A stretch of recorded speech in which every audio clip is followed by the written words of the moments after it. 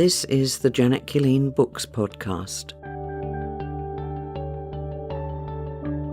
I'm reading from my collection of short stories, There Is a Season. This story is called Miss Browning.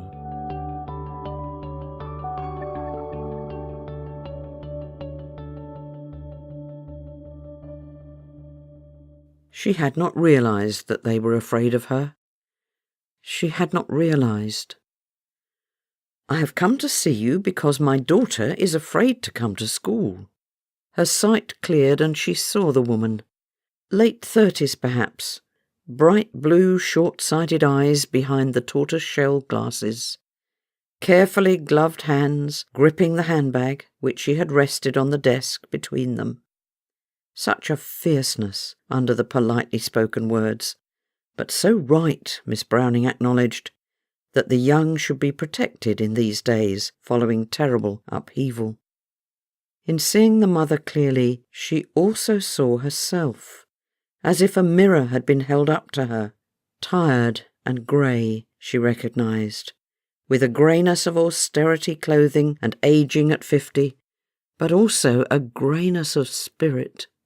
And that scar along the left brow and temple, puckering the corner of the eye and still red and blotched.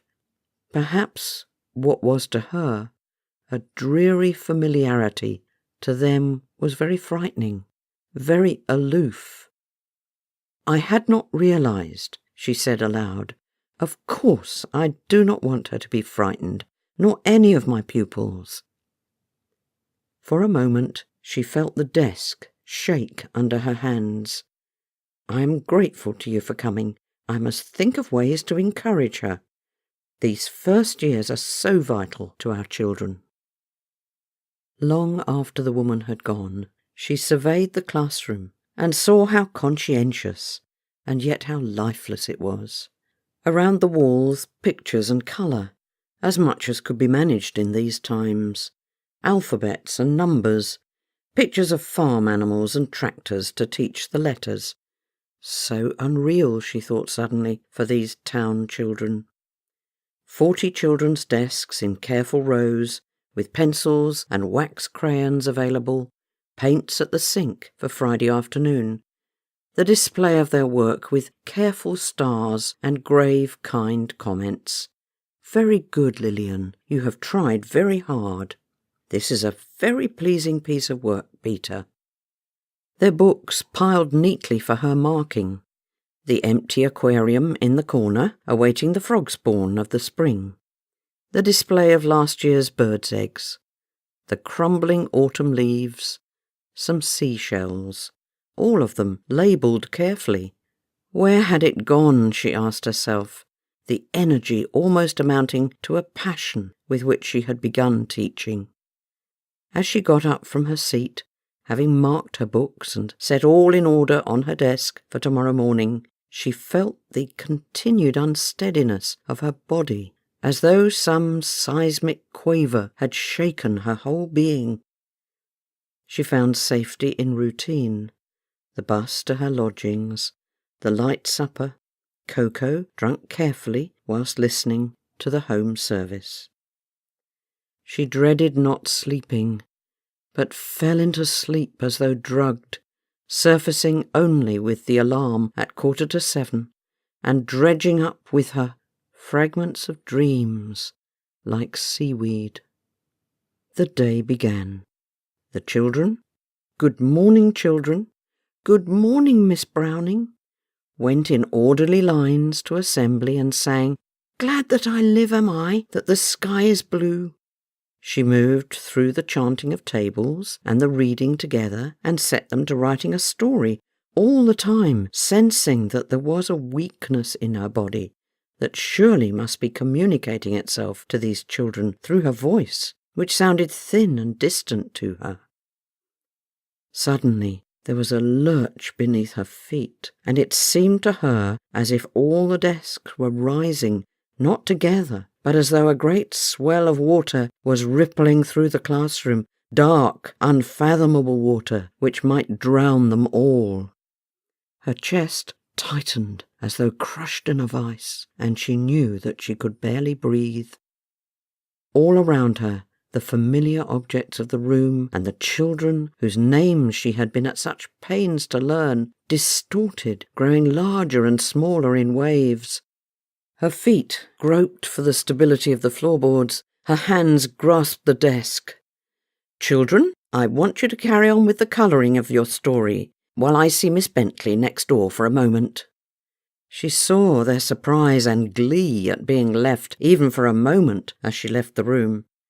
She leaned, gasping, against the wall outside.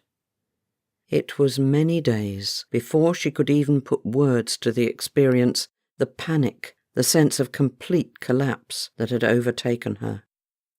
Her colleagues were bewildered but kind, her doctor calm and reassuring, her landlady prepared to take some care of her while she rested. It was, she knew, her own journey that must be travelled, or perhaps remembering the overwhelming waves, not hers, but his. She had met him on Tower Bridge. As she allowed her mind to begin its voyage, she remembered the feel of the balustrade, the strength of stone and iron, and below, the deep water brown as an otter's pelt, muscular with current. Such ancient waters, she had said in her mind, feeling the river's timelessness that would outlast even this century of cataclysm. "Yes," said a voice beside her, "so old, so powerful. They will outlast even this." She turned.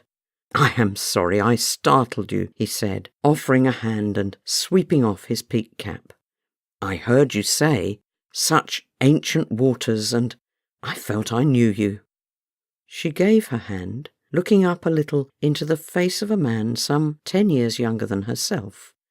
Grey eyes, a kind and slightly tip-tilted mouth, brown hair, over the bridge of his nose, 2 vertical lines as though already under great strain. His naval uniform was familiar to her, remembering her brother all those years ago, and she saw the gold bands of a lieutenant on his sleeves. "Would you like some tea?" he asked, laughing. "Then I can introduce myself properly." They had tea in some corner tea shop and walked together all that afternoon under the plane trees along the embankment. Peter Bardsley. She had not said his name for nearly 10 years, and never to anyone but herself. It was to him that she had told the details of the air raid 18 months before, when her school was bombed. So many children had died. Small bodies taken from the wreckage of desks and chairs, walls and ceilings, charts and papers swirling in some horrible dance above the settling dust. She had seized the 2 children who were at her desk reading to her and thrust them under the desk, covering them as best she could as the ceiling fell in. As they cleared the heap of beams and furniture from her classroom, she had emerged. The 2 children still held close, cold and shaking with shock and pain, but alive. Her head and scalp were ripped with a glancing blow, and the scar was still livid on her temple. He did a strange thing, the kind of thing that her brother might have done, but he had been older than her. He touched her face very gently. "I am so sorry," he said.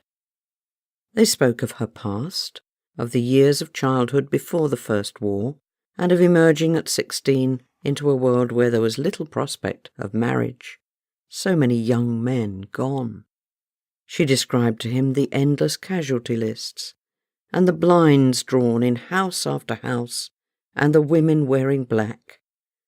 Her brother George, too, so loved and admired, who had joined the Navy as soon as he was old enough, and survived Jutland only to die in a minesweeper in early 1918. When it was all over, I thought, if we can reach the young, we can make a new world. At least let us do that, so that the children can have a future. So I became a teacher. "And that has been your life?" "Yes, for 20 years. He told her of himself, of school and university, and of his life as a solicitor in a small town south of Croydon. "I joined the Navy because I was in the University Rowing Club," he said, laughing, "and now I am due to go north to join my ship. I cannot tell you more than that." They met 4 times more, all the afternoons he could offer to her before he must embark. It was a strange, companionable time in which they never touched, save to shake hands at parting, and the one tender gesture to her face. They talked as old friends, or as close brother and sister, and she knew it came as near as she could ever dream to repairing the loss of her brother, and all the abandoned hopes of marriage in her 20s. "I am married," he told her. "My wife is expecting our first child, and she has gone to stay with her mother. Tomorrow I will go to visit them for 3 days, and then join my ship." He had not hidden this from her, and his picture of their lives in Surrey was one of a happy and comfortable marriage, and of their delight at the coming baby. "Thank you," he said, turning to look out again over the river. "This time has saved me from myself and all the uncomfortable thoughts that come when you are least defended. I was an only child, and confiding in anyone was unknown to me before I met my wife, and now I have shared with you also. I cannot tell her, not now, the anxiety I feel about the future. I fear the test of courage that may be asked of me." She realized then, as she had instinctively done since they first met, that he was allowing her to overhear his thinking, and that she had only to be still. "Will you allow me to write to you?" he asked suddenly. "It may be little more than a scribbled note, but I need to feel that I can stay connected to you. And will you take this for me? It is my family ring, not my wedding ring, and I rarely wear it. It will be safe with you, and when I return, I will ask for it back." He then said very calmly, "And if I do not return, please keep it. I said that I thought I knew you when we very first met, and that is the truth." She answered gravely, "Yes, I will keep it for you, and yes, it is the truth." She had one letter, posted to her, she guessed, from Scapa Flow. It carried warmth and gave her a vivid sketch of the hours of duty, the grey light of morning, the rising swell of the seas in the Pentland Firth. Then nothing. She kept the letter and the ring safely, folding them together in her bureau, and folding away within herself both the memory of happiness and the dread of his ending. Folded and hidden until now, until that day had broken upon her. She knew as she emerged from collapse that what had happened was a drowning of the mind, a participation with him in the deep gulping water, the green-black seas of the Atlantic convoys that overwhelmed insignificant ships and all their helpless crews in the torrent of freezing waters. Such ancient water, cruel and heedless of man and all his yearnings. Her brother, too, swept into huge and devouring waves. Even now, as she dared to explore her own grief, she felt the floor tilt beneath her, and the waters rise in her mind. After many days, she returned to her classroom. This at least she understood, and could address with a quickening of her own revived emotions. The motivation to reach a new generation of children in the aftermath of war was just as valid as it had been 30 years before, and she knew herself to be both more sensitive and more creative than she perhaps had ever been. She felt a gratitude to him, that a connection had not been lost, despite all the fathoms of water that had drowned him. She sensed an urgency, an obligation to him to trace a little of his story. She had a small legacy, enough to free her to travel if she so desired. And there had been a child.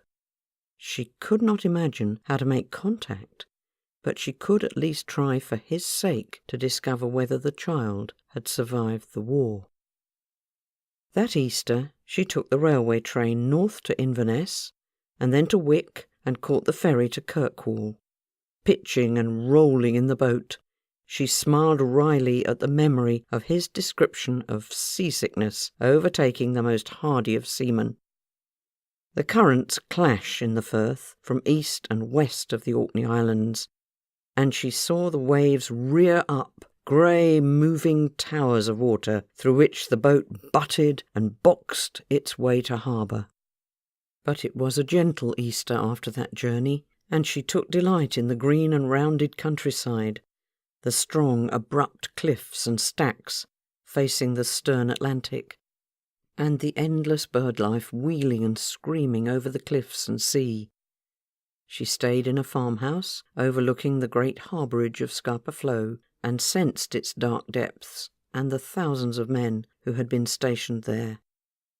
Grief softened, and she knew she had attended them as far as she could go, Peter and her brother, both beneath the deep water of those northern seas. Returning, she had a few days left of holiday in which to prepare for school, but the coming weekend would be sufficient for that. At least she could begin to make inquiries for his child. She felt anxious. The urgency stayed with her, however, even though her mind said that this was folly, and even her most oblique inquiries could be so easily misunderstood. Nonetheless, she caught the train to Selsdon and walked down the High Street, looking, she realised, for the solicitors. Someone there might know of the family, would remember Peter working there before the war. "Oh, yes, yes, indeed," said the secretary at the desk in the outer office. A pleasant, competent woman, much of her own age. "I worked for Mr. Bardsley. He was a very kind man.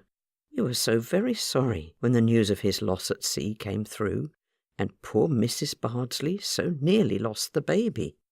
But she survived, a little girl, and they lived here, although I think Mrs. Bardsley often thought of going to stay with her mother in those early months, but her mother died. It was a tragedy that she was unable to do so.